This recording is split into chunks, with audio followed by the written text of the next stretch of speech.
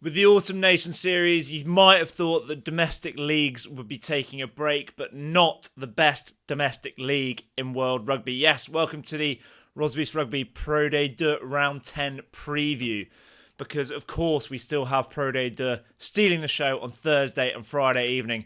Let's ignore the small matter of Ireland versus New Zealand on Friday evening. This is the first round that we will see some of the players missing due to the Autumn Nation Series, though. This kind of uniquely affects Pro D2, given the prevalence of across the league of internationals from some of the lesser established nations, so notably Georgia, but also Portugal, Spain, Uruguay, Chile, those sorts of guys. The league table, the round this round takes us to third of the way through the season. I actually think that the table is starting to take a little bit of shape. There's obviously plenty of time for that to change. Teams can go on a run and climb the table just like Grenoble and Brive did last year. The league still looks incredibly tight, especially when you look purely at points. I'm kind of been looking at it on wins, and I'd put it into 4 buckets. So you've got good starts with 6 wins, promising starts with 5 wins, slightly underwhelming starts with 4 wins, and then concerning starts with 3 wins. So I would say good starts, Montauban, Biarritz, and Grenoble. Promising starts for Provence, Brive, Colomiers, and then I'd actually put Saxe-V in there because of the 2 draws and their away wins. Underwhelming / mixed starts with Béziers, DEUX, who actually have 5 wins, but haven't done so well on the bonus points, Agen, Oyonnax, Aurillac, and then concerning starts for Mont-de-Marsan, Valence, Nice, and Nevers. Goes without saying that a win this week can completely change the complexion of that. So, let's get into these games. Mont-de-Marsan v Biarritz. An interesting one to kick us off. A little bit of a derby, neighbouring departments. Mont-de-Marsan haven't had a good start to this season, but they have had the odd very good performance. When they play well, they play with loads of pace, bit of Fijian flair in there, but Biarritz have the ability to cope with that pace because they've got a lot of pace of their own, and they've got a little bit of their flair as well.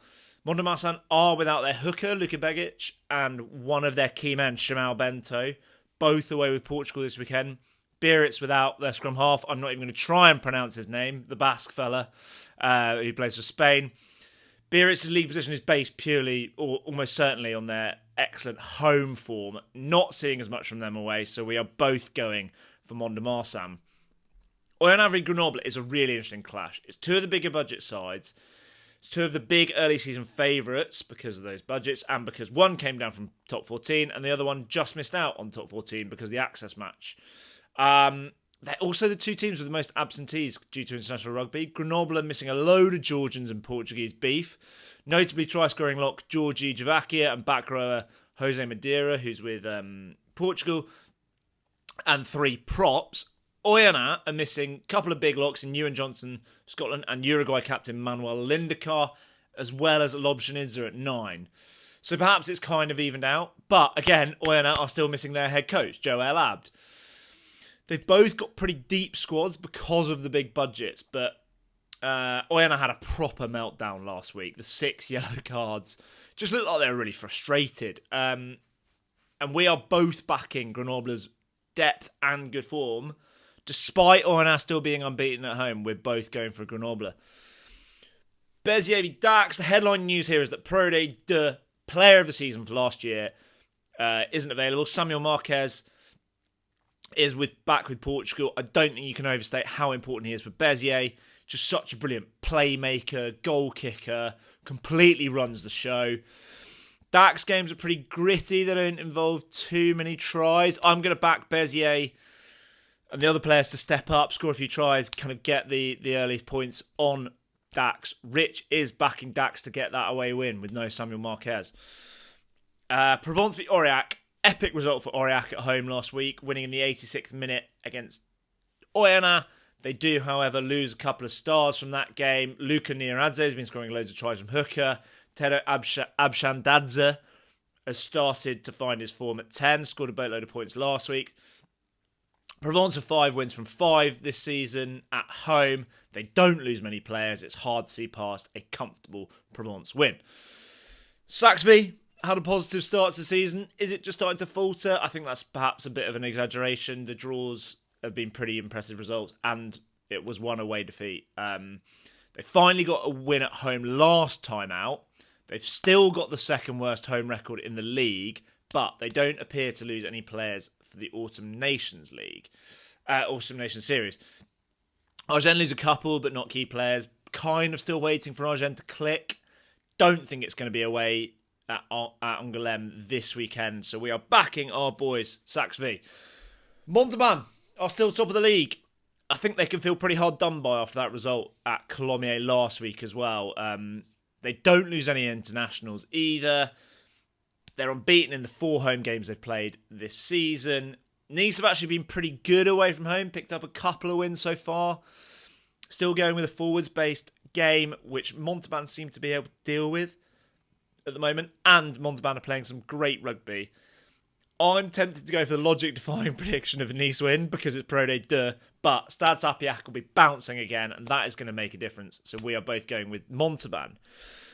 Nevers find themselves bottom of the league. Their 3 wins have all come at home, but they took a bit of a hammering away at Biarritz last week, whereas Valence, by comparison, in an almost mirror result, had a truly unbelievable win at home to Brive last week. Pretty similar scoreline.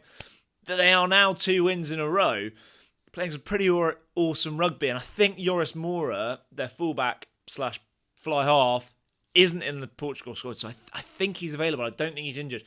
Rich reckons there's going to be a big come down for Valence after last weekend. I think they're riding a wave of positivity. I'm riding it with them. Valence to win for me. Brive v Colomiers, the late Friday kickoff has been won by the home team in all 9 of the rounds so far. Brive are 4 from 4 at home as well. They're getting crowds nudging their 13 and a bit-ish thousand capacity. They do miss quite a few players, including Pro D2 top try scorer Lucas de Silva, the hooker. He's been playing brilliantly. They are also without Usaraga in the back row and Schwevelidze in the centres, both been getting regular game time. Colomiers have picked up a couple of away wins already this season. They are without a couple of Portuguese flyers in Vincent Pinto and Rodrigo Marta, but that is through injury rather than international call-up. I just don't think they're going to be able to match Brive up front. Brive are going to get that home win, make it 10 from 10 in the late Friday night kickoff for the home side. Another absolutely fascinating round of Pro D2 action. Feels like it could be another round of all home wins in Pro D2. We had one last week. Are we going back to what we expect from Pro D2? This season just feels different. It feels like there is going to be a huge shock somewhere this weekend. I don't think either of us have quite been that bold to back it, but where will it be? Let us know what you think. It could be anywhere. We want to hear the most outlandish, bold claims possible because it could still happen. Let us know.